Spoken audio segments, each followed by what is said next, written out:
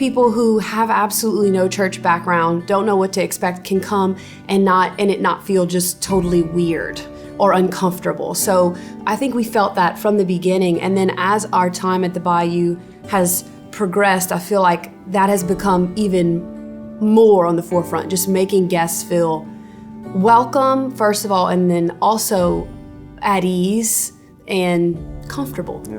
We really love the kids ministry. That was the thing originally kind of got us in here.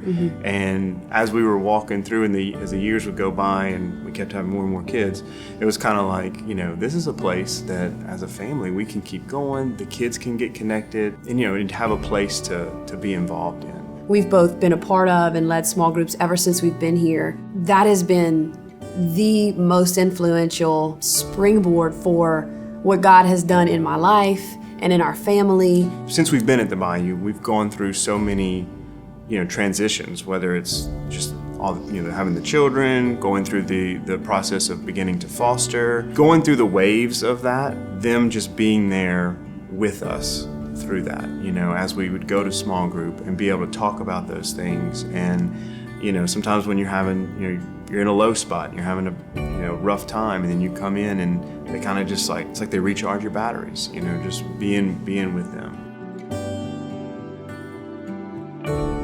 When it comes to giving, our harder yes was in January 2020. We said yes to fostering a set of twins, and that was a harder yes with a limited resource of our time and energy. We felt assured that God led us that direction, but had no idea how we were going to be able to do that. And every day there's enough energy. You might wake up thinking, how are we going to get through this day? But every day you go to bed, you got through it, and He always provides. The seasons where I've been most involved with a particular ministry at the church, whether that was leading a small group or jumping in with a women's conference or whatever it may be, those have been the times when I've grown most myself. So the blessing was poured back forth to me in the serving. So it's provided me with so much spiritual growth.